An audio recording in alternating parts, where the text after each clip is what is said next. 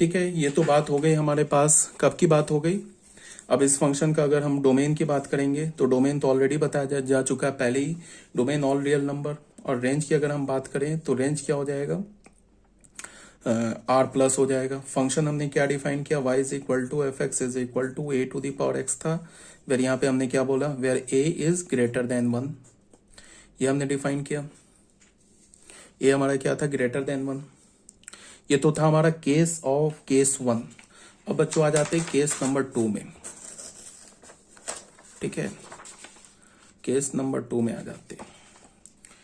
Case number 2 में सब कुछ पलट जाएगा और कुछ नहीं है। केस 2 में क्या है, जब हमने बेस को ना 1 के बीच में ले लिया, ये हमारा केस हो गया। बिकॉज हमारा जो बेस हमने क्या बोला था, बेस 0 नहीं हो सकता, बेस 1 नहीं हो सकता, बेस निगेटिव नहीं हो सकता, बेस पॉजिटिव हो सकता है, सिर्फ 1 नहीं हो सकता है। ठीक है, तो हमने अब बेस को इस रेंज में लिया। फिर एक एग्जांपल से समझते। अच्छा, उससे भी पहले ना हमने फंक्शन को, अब चलो मैं नंबर से लेके डिफाइन कर दिया ना, फंक्शन को डिफाइन किया कि नहीं, जनरल नहीं बताया ना, तो पहले जनरल देख लो। जनरल फिर अब बता देते हैं। फंक्शन हमारा फाइनली क्या हो गया, F X is equal to, हमने बोल दिया शायद A to the power X होगा, ये बोल दिया है A to the power X नहीं, ये हो जाएगा greater than 1 for all X greater than 0। ये क्या हो जाएगा 1 at X is equal to 0 less than 1 X less than 0। ये अब फाइनल हम लोग A to the power X को डिफाइन कर रहे हैं। मतलब ए टू दी पावर एक्स को हमने क्या बोला, ये 1 से बड़ा होगा कब, जब एक्स पॉजिटिव होगा, 1 के इक्वल होगा कब, जब एक्स 0 होगा, लेस देन 1। ये ए टू दी पावर एक्स की बात कर रहे हैं। ए टू दी पावर एक्स किसके इक्वल है, वाई के इक्वल है। तो वाई 1 से छोटा होगा कब, जब एक्स निगेटिव होगा। 1 से छोटा होगा बट 0 नहीं होगा, निगेटिव नहीं होगा। उसके बाद हमने फंक्शन का ऐसे कर्व बना दिया। ठीक है, उसके बाद हमने क्या बना दिया, फंक्शन का कर्व बना दिया। तो देख लो, तो यहां पे हमने क्या बोला, ऐसे करके ना हमने फंक्शन का कर्व बना दिया, ऐसे करके बना दिया फंक्शन का कर्व। ये पॉइंट हो गया हमारा 0,1, 1 बोल दिया इसको, और ये हो गया हमारा y is equal to A to the power x। ठीक है, इसका कर्व हो गया when a is greater than 1। ये हमारा कर्व हो गया। ठीक है, इसका डोमेन तो ऑब्वियस ही बात बार बार बताया जा चुका है, ऑल रियल नंबर। और रेंज ऑफ द फंक्शन क्या हो जाएगा, 0 टू इंफिनिटी। ठीक है, अब बच्चों अब आ जाते केस 2 में। केस 2 हम लोग क्या बोल रहे थे, केस 2 में हमने बेस को क्या बोल दिया, 0 से 1 के बीच में। तो अगर अब बेस 0 से 1 के बीच में है तो एक फिर एग्जांपल ले लेते हैं। y is equal to F X is equal to A का वैल्यू अगर हाफ ले लेते हैं। ठीक है, तो अब बोलते हैं व्हेन, अगर हमने x का वैल्यू 0 लिया देन y का वैल्यू क्या होगा, 1/2 to the power 0। 1/2 to the power 0 क्या होगा, 1। व्हेन अगर हमने x का वैल्यू ना कोई भी पॉजिटिव रियल नंबर मान लो 2 ले लेते हैं, देन y क्या हो जाएगा, 1/2 टू दी पावर 2, 1/4। ये क्या हो गया, ये लेस देन 1 हो गया। अब हमने बोल दिया कि व्हेन x इसका वैल्यू हमने निगेटिव ले लेते हैं, -1/2 ले लेते हैं, देन y क्या होगा, 1/2 पे पावर -1/2। ठीक है, तो y को तुम क्या लिख सकते हो, 1/2 पे पावर -1 पावर 1/2। ये -1 है तो ये 2 पे पावर 1/2। ये क्या हो गया, √2। √2 का वैल्यू क्या होता है, 1.414 अप्रॉक्स वैल्यू। तो इसका क्या मतलब हो गया कि ये 1 से ग्रेटर हो गया। इसका क्या मतलब है कि एक और x का वैल्यू ले लेते हैं।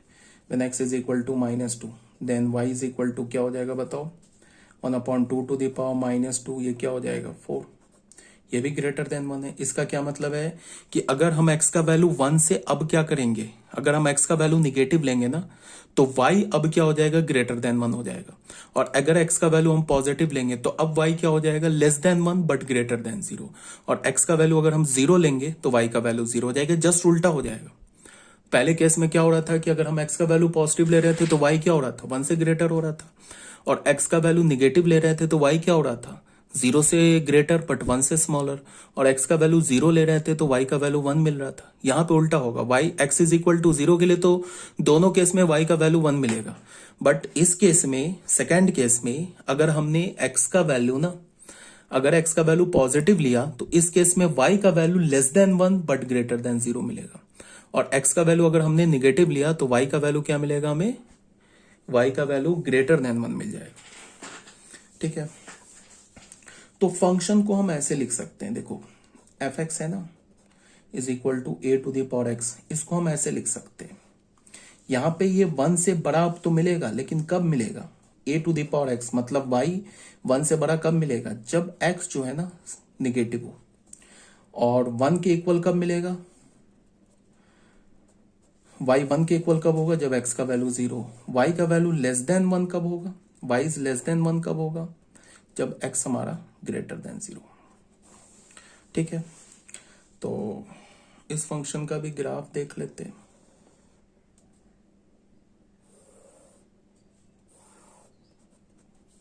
ये फंक्शन का ग्राफ होगा,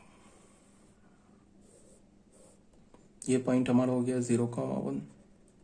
अब देखो, अगर तुम x का वैल्यू लेते हो ना ग्रेटर देन पॉजिटिव लेते हो, तो y का वैल्यू क्या हो रहा है, जैसे ये हमारा कोई x का वैल्यू होगा पॉजिटिव है तो उस पर y का वैल्यू क्या है, 1 से छोटा है ना। फिर अगर तुम x का वैल्यू यहाँ डालो, y का वैल्यू और 1 से छोटा हो, x का वैल्यू जितना दूर जाओगे y का वैल्यू कम होता जाएगा। और x का वैल्यू ये तो निगेटिव है, यहाँ पे जितना दूर जाओगे y का वैल्यू 1 से ग्रेटर होता जाएगा। तो ये ग्राफ हो जाएगा फंक्शन का। तो डोमेन अभी भी क्या है, ऑल रियल नंबर। रेंज अभी भी क्या है, r plus, means 0 to infinity। ये बात आ रही है समझ में। अब ना मैं इसमें, ठीक है अभी इसको भूल जाओ। अब ना यहाँ पे मैं फिर वही बात लेता हूँ। अगर मैं बोलूँ 1/2 टू द पावर x से ग्रेटर है 1/3 टू द पावर x से ग्रेटर है 1/4 टू द पावर x, ऐसे बोलूँ for all x 1/2 to the power x equal है 1/3 to the power x equal है 1/4 to the power x equal है at x is equal to, ये तो obvious बात है, 0 पे 1/2 to the power x less है 1/3 टू द पावर x से लेस है 1/4 टू द पावर x से लेस है फॉर ऑल x। अब बताओ इसमें मैं क्या करूं, ग्रेटर देन 0 डालूं या लेस देन 0 डालूं। तुम ऐसे सोचो, कोई भी एक x का वैल्यू ले लो, पॉजिटिव 1 ले लो x का वैल्यू, पॉजिटिव लोगे तो यहाँ पे क्या हो जाएगा 1/2 इज ग्रेटर देन 1, तो एक पॉजिटिव के लिए सेटिस्फाई हो गया, तो ये ग्रेटर देन 0 हो जाएगा, ये लेस देन 0 हो जाएगा। अब इस फंक्शन का हम लोग ग्राफ ड्रॉ करते हैं।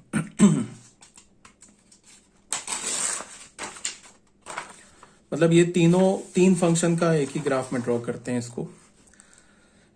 तो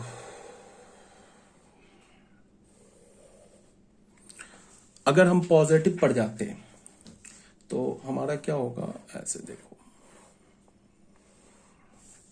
अगर ना हम x का वैल्यू पॉजिटिव लेते हैं, x का वैल्यू क्या लेते हैं, पॉजिटिव लेते हैं, तो जो ग्राफ यहां पे सबसे ऊपर होगा ना, वो ग्राफ इधर सबसे नीचे होगा,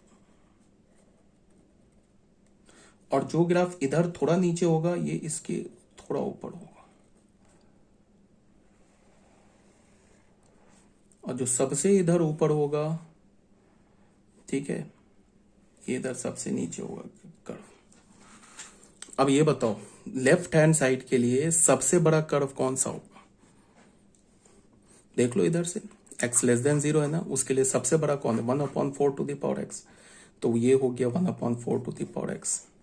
उसके बाद ये वाला कर्व क्या हो गया 1/3 टू द पावर x, ये वाला कर्व क्या हो गया 1/2 टू द पावर x। ठीक है, ये सबसे नीचे है ना, तो यहां पे ये वाला कर्व सबसे ऊपर हो जाएगा, यहाँ पे 1/2 टू द पावर x। उसके बाद ये बीच वाला जो कर्व है ये हो जाएगा 1/3 टू द पावर एक्स, और जो इधर सबसे ऊपर है इधर सबसे नीचे हो जाएगा 1/4 टू द पावर एक्स। यही बोलना चाह रहा है इसमें, ठीक है। तो हमारा ये ना ये ग्राफ जो है ये कंप्लीट हो गया। देख लो, ये केस 1 ले लिया हमने, यही सब बात एक्सप्लेन किया गया है। When is greater than 1, greater than 1 के लिए फंक्शन लिया, ये ग्राफ लिया, यहाँ पे ये एक्सप्लेनेशन है। जब बेस क्या होगा 0 से 1 के बीच में लाई करेगा, तो 0 से 1 के बीच में ये एक्सप्लेनेशन है, और यहाँ पे ग्रेटर देन 1 के लिए एक्सप्लेनेशन है, ठीक है। ग्राफ ये बना हुआ है, फिर यही बात जो तुम लोगों को बताया गया अभी, ठीक है। यहीं पे यहाँ से ये सब बात बताई गई है।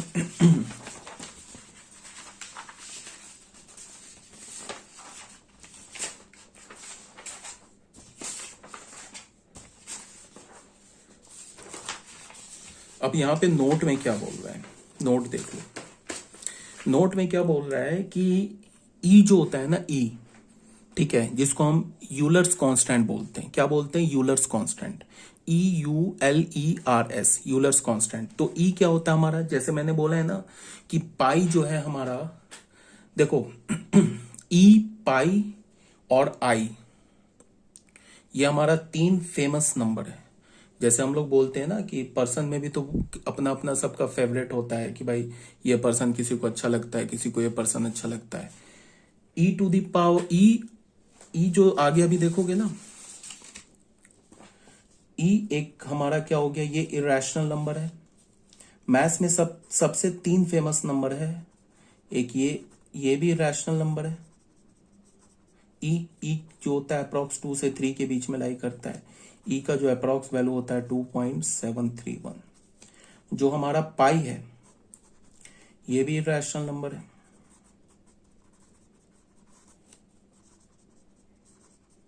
अब पाई का अप्रॉक्स वैल्यू क्या होता है? 3.14 समथिंग। हाँ, पाई जो होता है आप लोग 10th क्लास में पढ़ते हो 22/7 इक्वल नहीं होता है।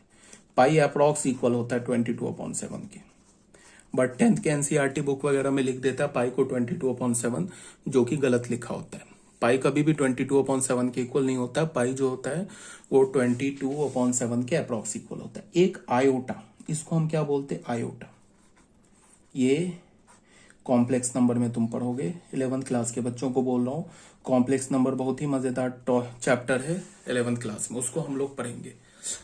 अब इस 3 फेमस नंबर, एक तो फेमस नंबर हो गया आयोटा, एक फेमस नंबर हो गया पाई, एक फेमस नंबर हो गया ई।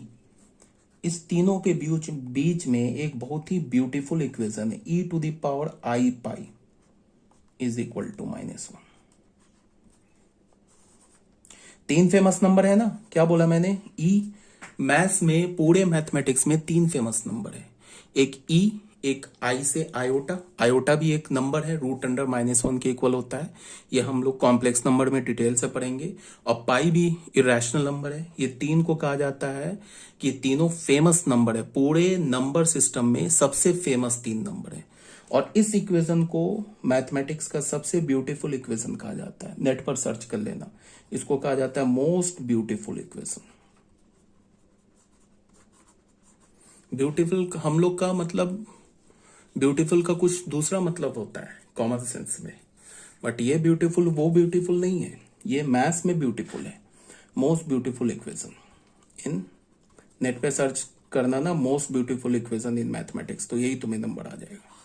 ये क्यों मोस्ट ब्यूटीफुल है? बिकॉज ये 3 फेमस नंबर को क्लब किया है। E to the power E भी फेमस नंबर है, आयोटा भी फेमस नंबर है, पाई भी फेमस नंबर है।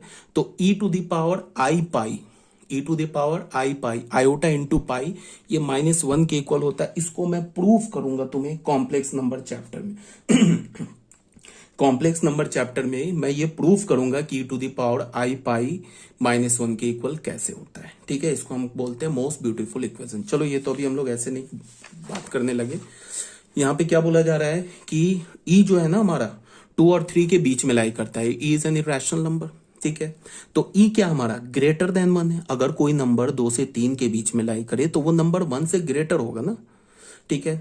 तो अब हम लोग क्या करते थे, हमने एक ऐसे करके फंक्शन बनाया था ना, y is equal to F X is equal to A to the power X. इसमें हमने क्या बोला था, एक बार ए को 1 से इक्वल ले लिया था, एक बार y is equal to F X is equal to A to the power X लिया था। इसमें हम एक बार ए को 0 से 1 लेके चल रहे थे, ठीक है। इस केस में इसका कर्व कैसा आ रहा था, ऐसा, और इस केस में इसका कर्व कैसा आ रहा था, ऐसा, यही आ रहा था ना। दोनों में केस में डोमेन क्या, और डोमेन क्या है, ऑल रियल नंबर।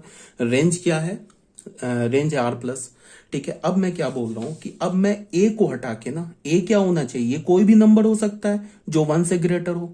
तो अब मैं ए को हटा के ई डाल दे रहा हूं, because E is also number greater than 1। ई भी तो हमारा नंबर है ना, तो बेस तो कोई भी नंबर हो सकता है जो 1 से बड़ा हो। तो ए को हटा के मैं ई डाल दे रहा हूं, तो हमारे पास फंक्शन क्या बन जाएगा, y to the power E X बन जाएगा। अब इसका जो ग्राफ होगा ना बच्चे, इसका जो ग्राफ होगा, इसका ग्राफ ऐसा होगा, जो ए टू द पावर एक्स का ग्राफ है, ऐसा हो जाएगा ग्राफ।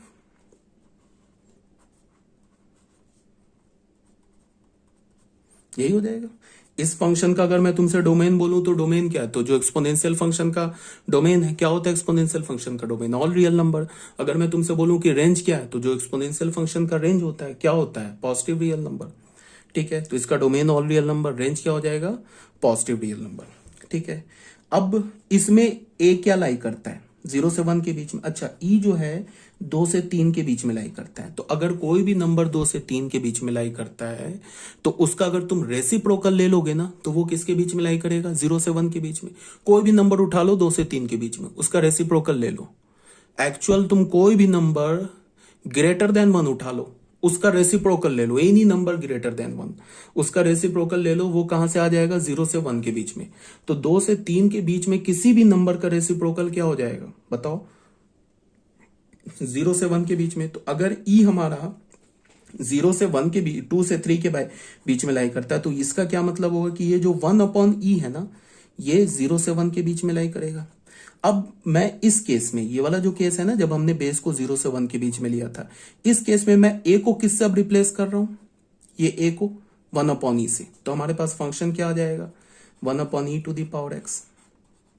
इसको मैं क्या लिख सकता हूं, 1/e को e टू द पावर -1 उस पे पावर एक्स, इसको मैं मल्टीप्लाई कर दूंगा, e to the power -x आ जाएगा। इस फंक्शन का ग्राफ अगर मैं बोलूं y is equal to e to the power -x का ग्राफ क्या होगा, तो ऐसे हो जाएगा। ये हमारा क्या हो जाएगा 1, ये क्या हो जाएगा x, ठीक है। ये हमारा ये क्या हो गया 0, ये किसका ग्राफ हो गया। अब इसका भी डोमेन क्या होगा, ऑल रियल नंबर। रेंज क्या होगा, r प्लस। तो e to the power x का ग्राफ तुम समझ गए क्या होता है, जो a to the power x का ग्राफ होता है ना, when a is greater than 1। e to the power x का ग्राफ क्या होता है, जो a to the power x का ग्राफ हो when a is greater than 1। e to the power -x का ग्राफ क्या होता है, जो a to the power x का ग्राफ हो when a lies between 0 and 1। Domain और रेंज तो दोनों केस में सेम हो जाएगा, ठीक है। तो यही बात नोट में बोला गया है। देखो क्या बोला जा रहा है, अगर e हमारा 2 से 3 के बीच में इंप्लाइज e ग्रेटर देन 1, तो y is equal to F X is equal to e to the power x। एक हमने फंक्शन ले लिया, f क्या हमारा, e को हमने a को किससे रिप्लेस कर दिया, e से।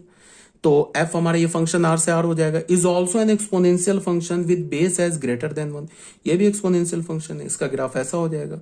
e टू द पावर, ये जो फंक्शन देख रहे हो ना, इसका ग्राफ कैसा हो जाएगा, ऐसा हो जाएगा। जो एक्सपोनेंशियल फंक्शन का ग्राफ है when a is greater than 1 वाला, वो हो जाएगा ये ग्राफ। इसका भी domain all real number, range r plus हो जाएगा। अब e अगर हमारा 2 से 3 के बीच में लाई करता है, तो 1/e किसके बीच में लाई करता है, 0 से 1 के बीच में। तो y, फिर हमने एक फंक्शन ले लिया r से r, y is equal to F X ले लिया। 1/e to the power x is also an exponential function with base as less than 1। ये भी हमारा एक्सपोनेंशियल फंक्शन है। इसको तुम क्या लिख सकते हो, e टू द पावर -1 पे पावर x, तो ये क्या हो जाएगा, e टू द पावर -1, ठीक है। तो is also an exponential function with base as less than 1 but greater than 0, ठीक है। इसका ये ग्राफ हो गया, देख लो। ये किसका ग्राफ है, जब हमारा बेस 0 से 1 के बीच में लाई करता था, तो ये ग्राफ होता था। तो इस फंक्शन का ये ग्राफ आ गया, e to the power -x का ग्राफ आ गया, ठीक है। और इस फंक्शन का भी रेंज क्या हो गया, r प्लस, और डोमेन क्या हो गया r। तो बच्चों ये हमारा जो है ना क्या बोलता हूँ, एक्सपोनेंशियल फंक्शन जो है ना, ये एक्सपोनेंशियल फंक्शन क्या हो गया हमारा, कंप्लीट हो गया। अब जो हम लोग नेक्स्ट टॉपिक पढ़ रहे हैं वो है हमारा लॉगरिथमिक फंक्शन। तो सबसे पहले लॉगरिथमिक फंक्शन में क्या है कि logarithmic function is the inverse of exponential function. Logarithmic function जो है ना वो एक्सपोनेंशियल फंक्शन का इनवर्स है। अब इसका क्या मतलब हो गया, पहले तुम समझो, उसके बाद फिर हम लोग फॉर्मली इसको डिफाइन करेंगे। तुम ऐसे देखो, अगर तुम ना 2 to the power 3 लेते हो तो इसका वैल्यू क्या होता है, 8 होता है। ये तो बहुत आसान है, कोई भी बता देगा। मैं अगर बोलूं कि 2 to the power 3 का वैल्यू क्या है, 8 है। अब इसको मैं उलट के बोलूं तुमसे कि 2 पर कौन सा पावर लूं कि वैल्यू 8 आ जाए, अब थोड़ा सा टफ हो गया, अब थोड़ा दिमाग लगाना होगा। अच्छा 2 to the 4, अच्छा 2 3 जा 8 होता है, तो इसका मतलब 2 पे पावर 3 लेना होगा तो 8 आएगा। ऐसे अब दिमाग हल्का सा लग गया। अभी तो बहुत आसान है, 2 to the power 3 is equal to 8। अगर मैं बोलूं कि 2 पे ये कौन सा पावर लूं कि 16 आ जाए, तो यहां से क्या होगा, x इज इक्वल टू 4 लेंगे तभी तो 16 आएगा। ठीक है, तो देखो ये 2 to the power 3 किसके इक्वल होता है, 8 के। यहां पे एक्सपोनेंशियल फंक्शन में हम लोग क्या करते हैं, एक्सपोनेंशियल फंक्शन में जैसे हमने ये y is equal to F X है ना, इसको हमने एक्सपोनेंशियल फंक्शन माना ना, a to the power x, तो ये तो गिवन होता है ना a, इसका मतलब पावर डालते हैं और ये पूरा वैल्यू y बन जाता है। इसमें हम क्या करते हैं कि जैसे हमने एक्सपोनेंशियल फंक्शन ले लिया ना, F X is equal to 2 to the power x, तो x जो डालते हैं ना डोमेन में वो क्या होता है, 2 पे पावर डालते हैं, तो 2 to the power जो आता है वो y का वैल्यू आता है। लॉग में उल्टा करते हैं। लॉग में उल्टा करने का क्या मतलब अभी बता रहा हूं। अगर मैंने लिखा ना 2 to the power 3 is equal to 8, तो इसको लॉग की भाषा में क्या बोलेंगे, लॉग के लैंग्वेज में बोलेंगे log 8 base 2 is equal to 3। मतलब 2 to the power 3 अगर 8 है तो इसको लॉग के लैंग्वेज में क्या बोलेंगे, if and on live, log लिया LOG, बेस यहां पे 2 है ना, तो यहां लॉग का बेस 2 बना लेंगे। ये 2 to the power 3 का वैल्यू 8 है ना, तो ये 8 यहां बना लेंगे। इसका पावर ये 3 है ना, तो इज इक्वल टू 3 ले लेंगे। ये लॉग का ये लैंग्वेज बोल रहा है। ठीक है, फॉर एग्जाम्पल एक और ले लेते हैं, 2 to the power -3 क्या हो जाएगा, 1/8। तो इसको लॉग की भाषा में क्या बोलेंगे, लॉग लिया, बेस क्या है 2, तो यहां पे 2 ले लेंगे। पावर डालने के बाद वैल्यू क्या मिला, 1/8, तो 1/8 यहां ले लेंगे। अब पावर क्या डाला, -3, तो ये -3 यहां ले लेंगे। ये लॉग का लैंग्वेज है। ठीक है, अगर मैंने लिखा 10 to the power 4 is equal to 1 2 3 4, तो इसको लॉग के लैंग्वेज में क्या बोलेंगे, लॉग लिया, इसका बेस 10 है ना, तो यहां बेस 10 ले लेंगे। ये पावर 4 है, वो पावर 4 इक्वल के बाद आएगा। ये रिजल्ट क्या है, 10 to the power 4, तो 10 to the power 4 यहां ले लेंगे। मतलब क्या है कि अगर मैं तुम्हें सिर्फ ये दिखा के बोलूं कि log 8 बेस 2 क्या है, ये मैं बोलूं कि व्हाट इज दिस, ये है क्या, तो तुम बोलोगे कि ये एक ऐसा नंबर है। log 8 बेस 2 दिखा के मैं बोलूं कि ये है क्या, तो तुम बोलोगे कि ये एक ऐसा नंबर है log 8। इसको रीड कैसे करते हैं, log 8 बेस 2।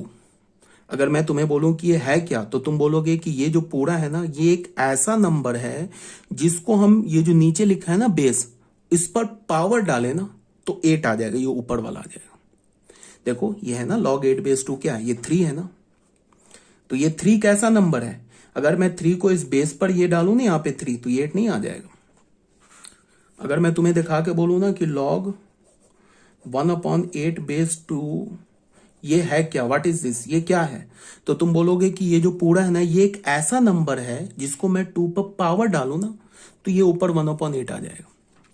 इसका मतलब ये क्या लिखा हुआ है, ये log 8 बेस 2 क्या लिखा हुआ है, ये एक पावर लिखा हुआ है। पावर किसका पावर, 2 पर पावर लिखा हुआ है, 2 का पावर लिखा है। कैसा पावर लिखा है, जिस पावर को हम 2 पर डालेंगे ना तो ये 8 आ जाए।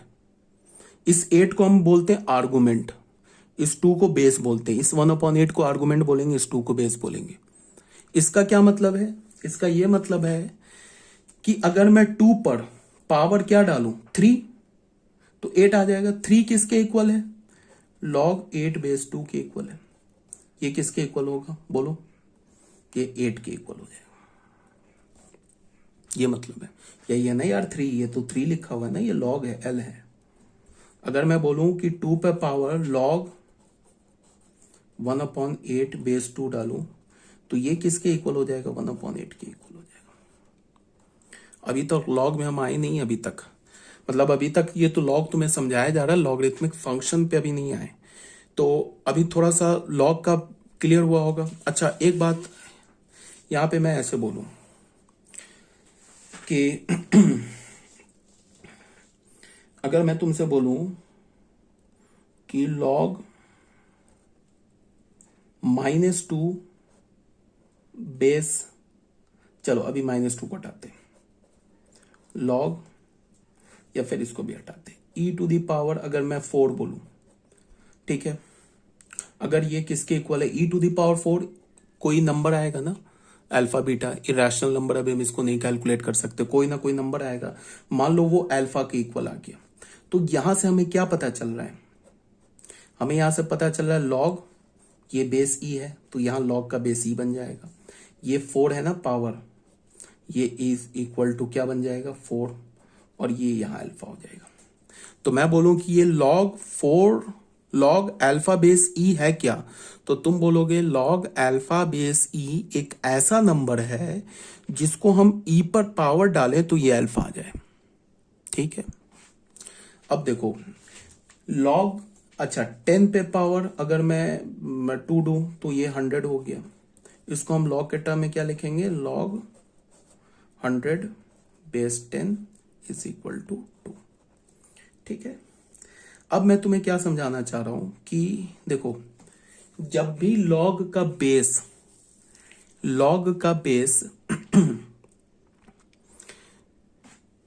जैसे मैंने बोला ना log अल्फा बेस ई, तो log का बेस याद रखना, जब भी ई हो, स्मॉल ई, ये ई भी तो बेस, ई तो नंबर है ना, तो ये हमारा अगर जब भी log का बेस ई हो तो उसे हम ऐसे भी लिखते हैं, ये याद रखना हमेशा, कंफ्यूज मत होना, ln अल्फा लिखते हैं, l है ये और ये n है, ln अल्फा, या फिर इसको हम ऐसे भी लिखते हैं log सिंपल अल्फा, ऐसे लिख दिया, यहां पे कोई बेस नहीं डाला। अगर मैंने यहां पे log के नीचे कोई बेस नहीं डाला है, इसका मतलब बेस ई है। फिर से एक बार बोल रहा हूं, log के नीचे अगर मैंने कोई बेस नहीं डाला, इसका क्या मतलब है? बेस ई है। और log जब बेस ई है तो उसको हम ln अल्फा भी लिख सकते हैं, या कभी भी बेस मेंशन ऐसे नीचे नहीं होता, हमेशा ऐसे लिखा होता है बिना बेस का, तो बिना बेस का लिखा है, इसका मतलब बेस ई है। और बेस ई के अलावा अगर कोई बेस हो गया, 10 हो गया, 11 हो गया, 14 हो गया, 15 हो गया, कोई भी बेस हो गया, 1/2 हो गया, तो उसका बेस मेंशन होगा। सिर्फ अगर log का बेस मेंशन नहीं है तो इसका क्या मतलब है कि वो क्या लिखा हुआ है? बेस ई। और जब भी बेस ई को हम क्या ln भी लिखते हैं, जैसे अगर मैं बोलूं ना log, ऐसे तुम्हें कहीं लिखा नहीं मिलेगा log ई बेस 10, ऐसा कहीं नहीं मिलेगा। log तुम्हें क्या लिखा मिलेगा? लिखो दोगे तो कोई प्रॉब्लम नहीं है, जैसे √2 पे ऐसे थोड़े ना लिखा होता है, या √4 है इस पे, यहां पे 2 थोड़े ना लिखा होता है। ये तो ऑब्वियस ही बात है कि जब हम लिखते हैं ना ऐसे करके x, तो इसका मतलब कि x पे पावर 1/2, तो ये 2 तो यहाँ पे नहीं लिखते, बट 2 को छोड़ के अगर क्यूब रूट है x का तो यहाँ पे 3 लिखना पड़ता है ना, ये होता है ना x टू द पावर 1/3, ये लिखना पड़ता है ना हमें। तो मैं अगर बोल रहा हूं कि इसे log 10 बेस ई लिखा है, ऐसे नहीं कभी लिखा होगा, अगर ई लिख दोगे तो भी कोई प्रॉब्लम नहीं, गलत नहीं होगा। ये अक्सर कैसे लिखा होगा? ऐसे 10 और कुछ नहीं लिखा होगा, तो इसका मतलब ये मान लो बेस ई है, और इसको हम शॉर्ट फॉर्म में क्या लिखते हैं? ऐसे l, ऐसे n, और ये ब्रैकेट में ऐसे 10, ये मतलब होता है, ठीक है। ऐसे भी लिखते हैं। सिर्फ ln किसके लिए यूज करते हैं? सिर्फ जब बेस ई होता है, सिर्फ उसी के लिए। एक बार फिर से मैं बोल रहा हूं कि अगर log के का बेस कुछ नहीं है, इसका मतलब बेस ई है। ई बेस छोड़ के अगर कोई भी दूसरा बेस हो, 10 हो, 11 हो, 13 हो, 14 हो, कुछ भी हो, तो वो बेस मेंशन होगा। और अगर बेस ई है तो उसको हम क्या लिख सकते हैं? ln 10। इस 10 को हम log का क्या बोलते हैं? आर्गुमेंट। इसको हम क्या बोलते हैं? बेस। ठीक है, ये सब बात अभी समझ में आ रही होगी आप लोगों को। तो थोड़ा डिटेल से इसलिए लेके चल रहे हैं ना, क्योंकि ये चैप्टर काफी इंपॉर्टेंट है। 11th क्लास के 12th क्लास के बच्चे भी ऐसे कोई जीनियस है नहीं, वो भी सब कुछ गोल करके बैठे होंगे 0/0। तो उनको भी बोल रहा हूँ कि एक बार जो ये जो अभी फंक्शन 11th का मैं पीडीएफ और जो फंक्शन दे रहा हूँ वो एक बार कर लो, फायदे में रहोगे। तो मैंने क्या बोला कि पीडीएफ नंबर जो 4 होगा वो 11th का लास्ट पीडीएफ होगा इस चैप्टर का, फंक्शन एंड रिलेशन का जो फंक्शन का लास्ट पीडीएफ होगा, पीडीएफ नंबर 4। और 12th का जो पीडीएफ स्टार्ट होगा वो फंक्शन 5 से स्टार्ट होगा, मतलब पीडीएफ नंबर 5 से स्टार्ट होगा। वहां से मेन 12th का मतलब टॉपिक स्टार्ट होगा। अभी तक जो भी हम लोग पढ़ रहे हैं ना फंक्शन का, ये अभी हमारा पीडीएफ नंबर 3 भी कंप्लीट नहीं हुआ है। टाइम लग रहा है ना, क्योंकि हम लोग को अगर मैं इसको तेजी से निकल जाऊं ना तो फिर कुछ समझ में नहीं आएगा।